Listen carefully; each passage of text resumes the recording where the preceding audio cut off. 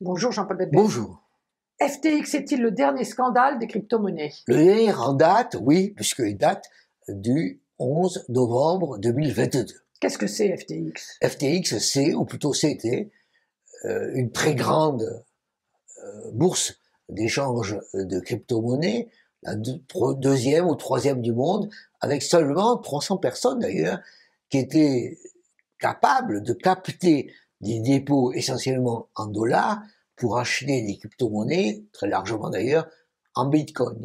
Et cet argent qui affluait, c'était pour être plus riche, plus vite, comme toujours avec les crypto-monnaies. Qui l'a créé?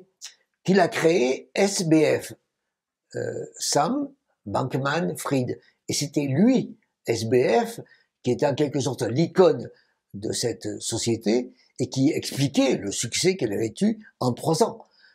Tout simplement parce que celui, c'est un matheux, il était fou des crypto-monnaies, il vivait au bureau, il dormait au bureau, il passait sa vie, et donc les gens se disaient, avec quelqu'un pareil, nous avons les meilleures chances d'être plus riches, plus vite, comme toujours. Time Magazine a même dit que c'était une des 100 personnes les plus influentes du monde. Tout à fait. Et c'est même ça qui a expliqué que derrière le succès, derrière effectivement cette société iconique, il y avait un acteur iconique. Et alors, qu'est-ce qui s'est passé le 11 novembre? Ce qui s'est passé le 11 novembre, c'est que le 10, la veille, commençait à avoir des rumeurs sur la liquidité de cette bourse. Et à ce moment-là, les gens ont commencé à avoir peur.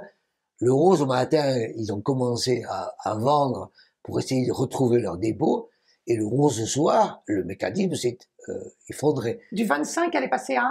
Du 25 de 25 dollars l'action, elle est passée à 1 le soir, tout simplement parce que quand vous avez une crise de confiance comme ça, dans les crypto-monnaies, où tout est hyper rapide, effectivement, rien ne résiste.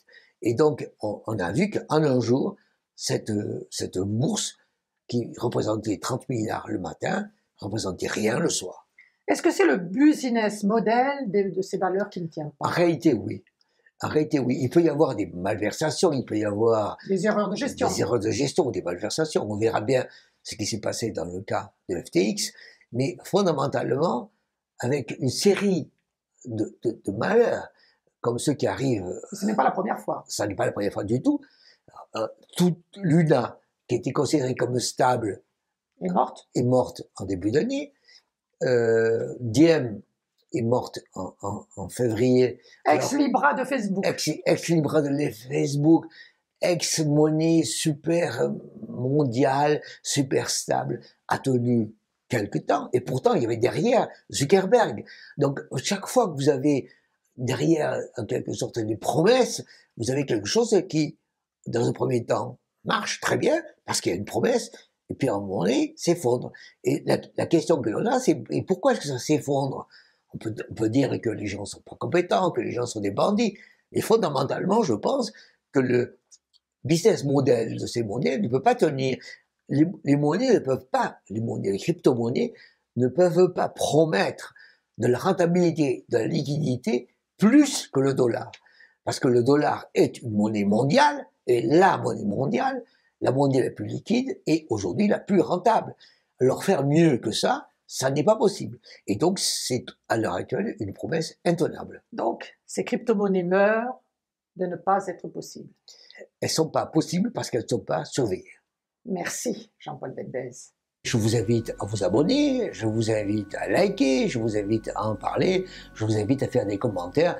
Donc je vous invite, merci.